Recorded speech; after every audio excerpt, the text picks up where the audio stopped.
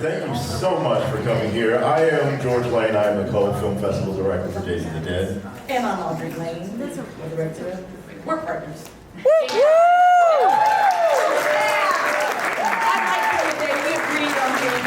Yeah, even through all the hiccups. But thank you guys so much for coming here, and we are so honored that the Fuzz on the Lens guys had offered up the exclusive trailer for Stream. The first, we get a debut of this stuff. This is awesome. That's awesome.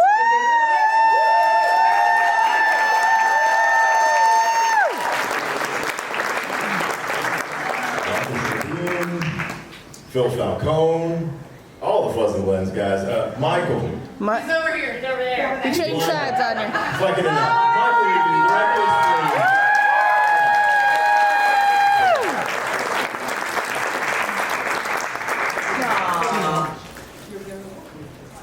All right, let's take the mic and get some words on this. Yeah, super excited. Thank you so much, everybody, for coming out. This means the world, and this festival, this convention means a lot to us, so it's an honor for us to be debuting the Stream trailer right here in front of you guys live. This has never been public, and it won't be public for a little bit, so you guys are seeing it right here, right now, so please, if you enjoy it, make sure that you follow @Stream Franchise, because we are running a sweepstakes. We have a signed mask and signed poster that we're going to do a random drawing from anybody who's following @Stream Franchise. And we're going to give that away. So we're actually going to be recording some reactions. If you guys like it, don't be afraid to show that reaction. And pre-sales for tickets are actually going to go live this Wednesday, July 10th.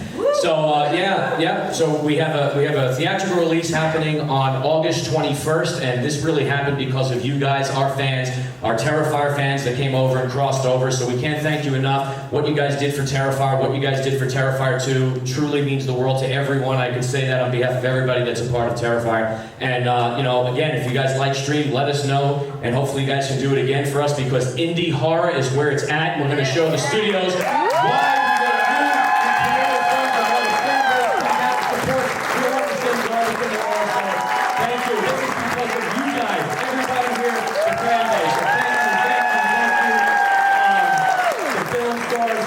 Wonderful people, Jeffrey Combs, Danielle Harris, Tony Todd, Dee Wallace, Jake Sheridan, Melissa Rose, Tim Marine. I mean, we have Mark Holt. We have an incredible cast of people that have given so much to this genre, to this industry, and I'm so happy to showcase them. We don't do fucking cameos. They're in the movie. They're a part of the film. And they give great performances, and the effects are done none other than Damien Leone, the master himself, Terrifier creator, and Phil Falcone, his partner. We're super excited to bring another horror franchise to you guys. So, without further ado, again, follow @Stream Franchise, use the hashtag join the stream. But let's watch this. You guys excited to see the first release of the theatrical trailer Stream? Let's also please bring up Dave Sheridan.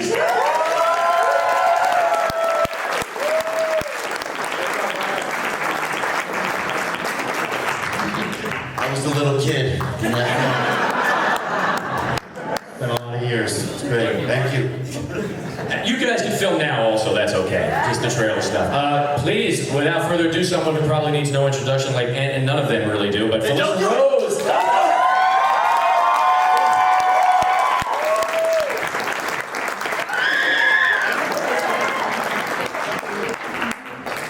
I'm so happy. I love y'all. I love you. I love everybody here, and I'm just so excited about this film. There's no words. It's amazing. Oh, we're honored to have you part of it, and I can't wait for everybody to see what happens. Not to you, I mean, we don't know what happens. Let's bring up Marcus Slaby, producer. Production designer. Everyone also please bring on Mr. Phil Falcone.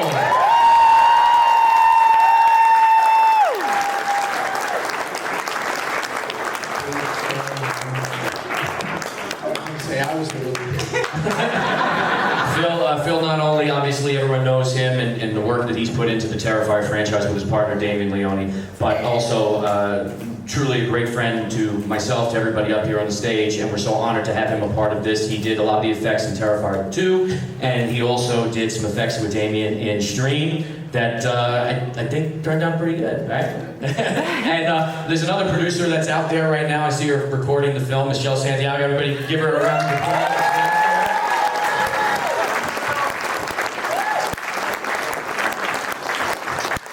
Super excited for everybody to see this film. I know this is a Q&A. I don't know how much Q versus A we'll have, considering there's no movie, but there's a trailer, so I'm curious. I can think of a lot of stuff. I already have. How long is the movie? So, the movie's 2 hours flat. Oh, Yeah. Oh, wow. Settle down, Henry. Keeping it up with the mega slasher, the whole thing. Yeah, we wanted to make sure that it wasn't over 2 hours, so we kept it at 2 hours flat. Something that I'm super proud of, which is a reason why I think Danielle might be able to test this, and Dave and Felissa, and I know if Jeffrey Combs was here, he would say that was, he was super excited when he read the script that there was a lot of character development, and there was a really cool storyline and plot, and it wasn't just, even though we had the killing, it wasn't just mundane killing like a lot of slashers seem to do nowadays, and so we really wanted to focus on a cool and exciting plot. So that was something that I'm proud of, so, to kind of do that, you need to have some time. The So, but yeah. trails are really fucking cool. Yeah, they are. We're so excited. Yeah, so 2 hours. Anybody else? Good. That's it. Who's gonna go to the theater to see it? Yes, Thank you. that's what we want. Thank you so much. Yeah. Yes. Who's pre-ordering their tickets? Oh, and please, that's so important. You guys have no idea. We don't have any studio backing. We don't have any big marketing budget. This is really word of mouth. This is just a lot of people that care about this genre, that care about filmmaking and being a part of the process. So it's really up to you guys to drive it. Just like you did with Terrifier 2, you guys really didn't let us down. You guys actually exceeded way more than we could have ever even hoped for and imagined. And this is the reason why independent films are getting shots like this in the theaters. So, if you guys turn out, we'll be able to keep creating for you guys. So we can't thank you enough. So please just tell your friends, share it, pre-order, see the movie, and we can't thank you enough. So thank you.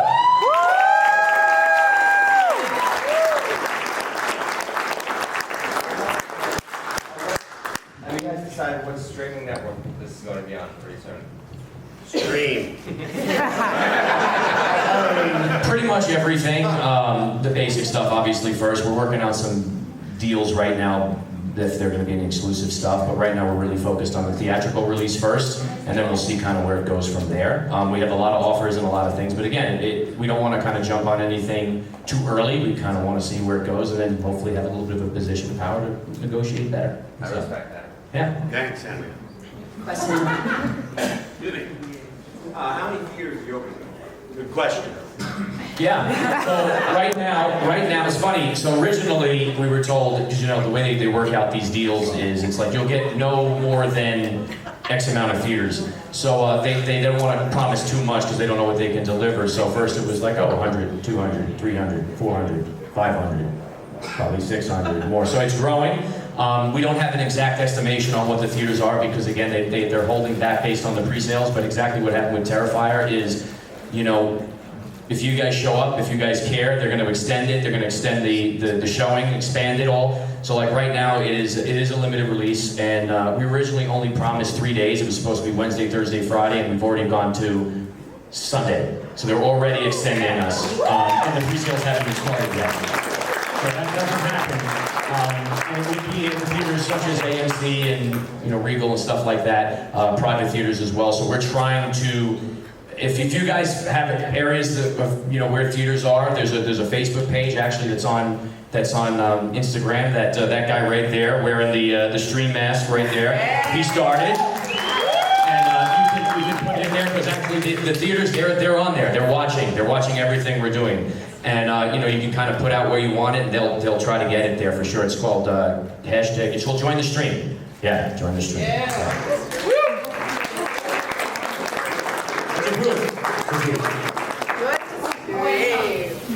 I have a friend in Monterrey. Will the movie be released in Mexico? Yes. Yeah, the movie's in Mexico, Canada, Puerto Rico right now. We're working on obviously international as well, so we're just putting all those deals in place, yeah. Yep. Oh yeah. How many gallons of fake footage are you on set? All I gotta say is Damien Leone was a part of this production. I mean, do I have to even say anything else other than that? That's just for like one kill. Right. After 3 kills, it was like, okay. There's a lot of blood. Look at Dave's face. I just remember the blood from a kill. But normally you put down like plastic or something. And when the hotel we shot in, it was like, don't worry about it. And there was so much blood on the carpet. Well, that was there when we got there. We just covered it with our blood. More blood. Right. No. No, it was just other DNA. The hotel, we shot the movie in Gettysburg, actually, during COVID, believe it or not. So we were like one of the first movies to come out and shoot during the pandemic, or like as the pandemic was maybe coming out of things. There weren't even COVID shots. There was none of that. You know, it was quarantine, wear the mask, isolate in this hotel. So it was tough to It was navigate. so good because I filmed in the room next door to where I was staying. Yeah. So I could like physically roll out into the room and put the cameras in Damien's chair and then roll back to her. And that was I was on a text thread with Danielle, and Danielle was the first one there, and she's like, dude, it's so freaking fun. Like, all you have to do is roll out. Oh, it was the best. Leave the camera equipment out in the hallway in the lights, because there was no one staying there. great. We should make movies like that forever. But the funny thing is, the room, it was a frat party. It was, yeah. And the room that you were rolling out into and going into, that was also Jeffrey Combs' room. We didn't tell him that. We were shooting in his room. That's kind of weird. You know, we didn't tell him we were shooting in his room. Jeffrey went, Jeff, go. Because you could go out. Just like, go down the hall, hang out in the arcade for a couple hours, just... But the hotel, yeah, so they just re-renovated it, but it's still, the blood stain is still there in the place that he's talking about. We did ghost hunting there. We like That's right. You went the live. Bible and weird shit happening in the ceiling, and Gettysburg is fucking scary. That's right. You can go on. Is it still on your channel, on your YouTube, or whatever? You might still have it up. But if you search like way back when, like Danielle went ghost hunting, we all went ghost hunting, and we got some spirits to come through. Saying weird shit. Super creepy. That's how they cast me in the movie. Those spirits that came through.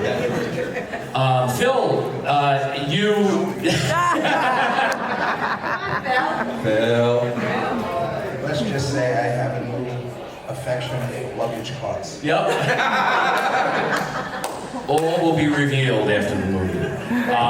So yeah, it was a lot of fun. It was like going to summer camp shooting this film, and I got to shoot it with a lot of people that I idolized growing up and really was excited to work with.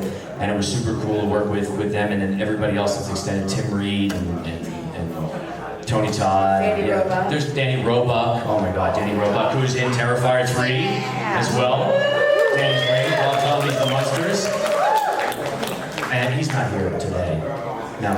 But yeah, so we have a really amazing cast, and I'm so excited for you guys to see them in it. I'm so excited for you guys to see our killers in action. And yeah, I hope you enjoy it, and everybody worked hard on it. And please go out, see it, tell your friends to join the stream.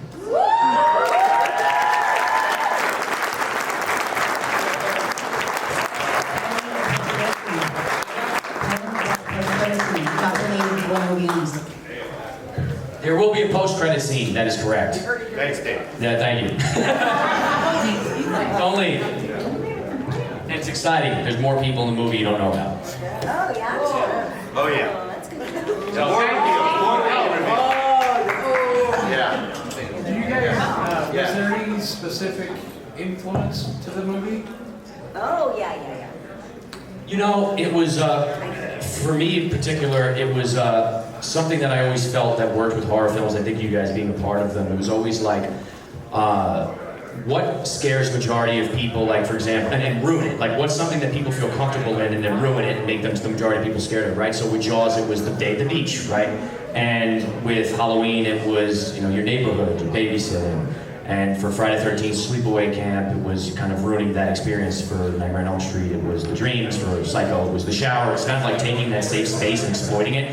So it was like, you know, we were kind of talking like, what's something that's not really done, but it's kind of everyone is doing, kind of feels safe with, and it's technology. It's your phones, it's the internet. It's like, we all question it. We all kind of like, there's like a dark side about it.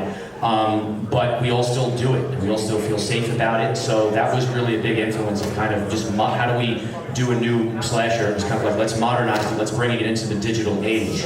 And that's the route we went. I don't want to give too much away because it could kind of spoil a lot of the plot. So, but yeah, that was the influence. Yeah. Hi, I'm from Pittsburgh, Pennsylvania, and I want to, first say thank you for filming in Pennsylvania. We love that there. But did you have a good experience in Pennsylvania, and would you come and shoot there again? I would. We had a great time shooting there. I mean, I have nothing. Everybody was great. Everybody was awesome. You guys were there when you talked about your experience. Well, I do love Pennsylvania. It's taken a long time to love Pennsylvania. We shot in Gettysburg, and it was 25 miles from even a gas station, this thing, and we were COVID contained. We weren't allowed to leave, and there was already 2 feet of snow too. And they had a vending machine that you pulled. The crackers crumbled when you got them out. Yeah, and we had to take a COVID test every morning. And then I get down to set, and the hotel also rented all the ballrooms like this to the local wrestling teams. So I'm a foot away from all these kids just sweating and wrestling, and I'm like, okay, we gotta go to like a Denny's now. Like, this is like not even fair. This doesn't make any sense. And then Melissa felt bad because she hadn't eaten, and she DoorDashed me like 25 hamburgers. And it was like the Miracle on 34th Street where they're bringing in like the mail bags, you know? It was like, anybody DoorDash? And it was like 5 bags of McDonald's. No, but then you're like, no, I don't know who that could be. That can't be mine. No. And the rest of the crew ate it. And the crew ate it. I'm like, that's for me. But because she ordered so much, I thought it was for the crew. If it was like 1 bag, David, this is for you. That would have gotten to you. No, this must be from Melissa. She treated everybody. But I'm shooting them. Well, I'm not going to. We never know. No spoilers. So I'm assuming you loved it. I emailed them before they came out and said you need to pack food in your suitcase. No, I did. I said, you and Dee, I was like, there's 2 things. Bring slippers, because you don't want to walk on the carpet with your bare feet because it's fucking disgusting in the hotel. And you need to pack food, because there's no food. I mean, a little bit at lunch, but you're kind of fucked after that. And there were so many rules that like you can't have the buffet, you can't have crafty, everything has to be packaged and brought to the room. So everything was boxed room. It was like, everything was like this own individually packed lunch, and it was like, that's it. So there was like, and if you don't, it was... I think it was also production's way of like keeping us a little underfed, where we didn't have enough energy to run from the hotel. They won't get far. Sheridan won't get far. Not around here. Just want to keep everybody fit. We'll never make it to the airport. We were drunk. The 2 of us, we were just together the whole time drunk. We were like, it's gonna be really fun. Let's just get fucked up. There's no shortage of alcohol. Everyone would go to bed, and we would just sit by the pool and drink ourselves into a coma. Well, there was like one scene where Felicia's like, I need to discuss the scene with you tonight. And I was like, okay, we go, and they have just bottles of vodka and whiskey and the whole thing. And I'm like, Felissa, we're shooting in like 2 hours. It's 2 hours, 3 hours. We're shooting now. You were going to bed, and he was waking up. Yeah, no, you stayed with. Marcus was a trooper. He took the hit, and he stayed out with them. It's the whole, and I mean, you know, the director, I have to keep some sanity, I guess, or some story, something, some semblance of structure. And I went to bed. Yeah, literally, as I came out after drinking for like 7-8 hours straight, she took a bottle of Tito's to the face, and I took a bottle of whiskey to the face, and I saw you coming up, and like, you ready to shoot? I'm like, I'm going to bed. I'm a production designer, by the way. That's why every shot you'll see the same 2 Everything looked amazing. We shot in a hotel, it looked like a hotel, it was great. You didn't need me that day. this also leads into why I called you Bell instead of Phil. Why Phil has an affection for bellhop costs, but that'll be a story for another time. Paranormal investigations and get is do you feel comfortable disclosing which hotel you were in? Sure, it was the Eisenhower, old hotel, the Eisenhower off of, it's actually right in the middle of the battlefields. Yeah, they used to do a convention there. Yeah, So that's how you guys discovered it, from the convention. There was a convention. And now if you look at this cast, it's like a Devil's Rejects level cast. Just the names in the film could fill a room for a convention. And so when this movie's out, and I'm throwing this out to you guys to make it happen, nudge him, like have a convention at this hotel where there's rooms that are immersive to the stream scenes and the killers and stuff like that. And it'll all come back. And the